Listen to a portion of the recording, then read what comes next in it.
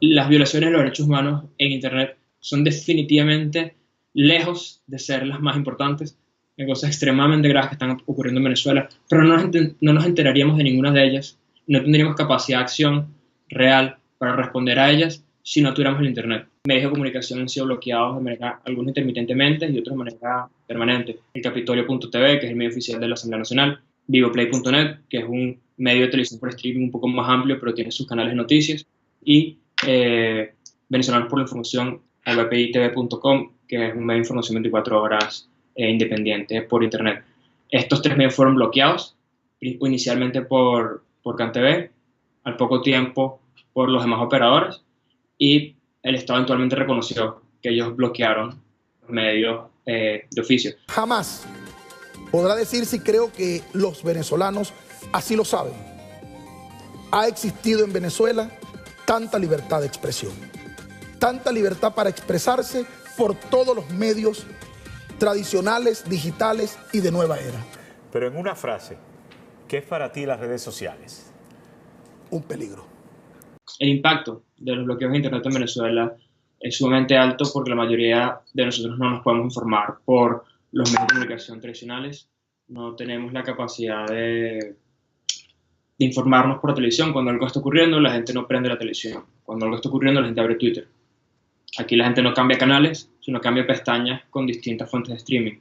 Aquí nos informamos es por Internet. Hay personas que nunca postean en Twitter, solamente tienen Twitter para enterarse de las noticias, porque esa es su fuente. Siguen a los periodistas, siguen a los medios que creen, a los medios independientes, y de esa manera se mantienen al día. Sin Twitter y sin Facebook y sin WhatsApp, no sabríamos lo que está pasando más allá de nuestros ojos.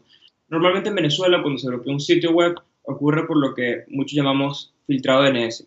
Tú escribes facebook.com, twitter.com, youtube.com, lo que hace la computadora es que agarra ese dominio y lo busca en un directorio que es un servidor DNS. Ese servidor DNS es controlado, es administrado, es un servicio que viene con el Internet que te está proveyendo una empresa. Cuando alguien hace filtrado DNS, lo que está haciendo es impidiendo que la respuesta correcta te llegue a tu computadora. Ese tipo de bloqueo fue el que vimos el 28 en la noche, el 28 de junio. De Twitter, Facebook, YouTube, Periscope e Instagram fueron bloqueados brevemente en la noche. Los servidores de CanTV, por una ventana de tiempo, estuvieron respondiendo de forma vacía la solicitud de cómo llego a estas páginas web. Nosotros documentamos rápidamente cómo inició el bloqueo y se alzó la voz regional y nacionalmente sobre lo que estaba pasando. Se evidenció que fue un bloqueo intencional de parte del Estado venezolano. Nosotros tenemos una batería de pruebas que podemos correr cada vez que se sospecha que un portal o un servicio de Internet está siendo bloqueado. Adicionalmente, corremos algunas de estas pruebas de manera automática en todos los proveedores de Internet. Y sí, eso nos permitió no solo saber a ciencia cierta que había un bloqueo intencional de estos espacios, sino también tener hasta una ventana de tiempo de cuando empezó el bloqueo. ¿Por dónde pasa el tráfico de Internet cuando quieres que llegue de un sitio a otro? Entonces, si tú quieres llegar a Twitter, tu tráfico va a pasar por distintos puntos. Muchos de esos puntos van a ser controlados por CanTV porque es el proveedor de Internet de muchos de los venezolanos. Casi todos los usuarios de Internet residencial contratan con CanTV. CanTV es la empresa estatal de telefonía. A la vez es un proveedor de servicios de conexión para distintos proveedores dentro del país. Eso significa que CanTV controla de manera desproporcionada el mercado de Internet de Venezuela y cualquier afectación a los usuarios de CanTV afecta prácticamente a toda Venezuela.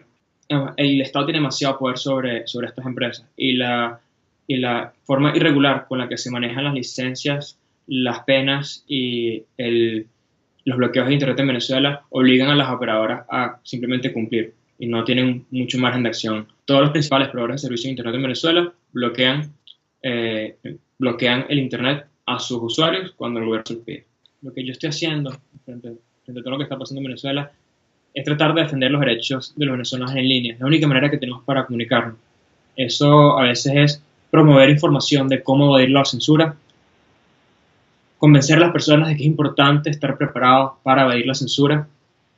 En cualquier momento se puede aumentar el bloqueo de redes sociales y medios de información y las personas van a quedar más desinformadas y más confundidas sobre lo que está pasando. Yo aprovecho mi posición de años de activismo, trabajo de comunicaciones y experiencia técnica para poder influenciar eso, defender el último espacio de encuentro y de comunicación que nos queda. Porque el Internet es el medio de comunicación último que le queda a la sociedad venezolana para compartir ideas, para debatir opiniones políticas y para informarse de lo que está ocurriendo.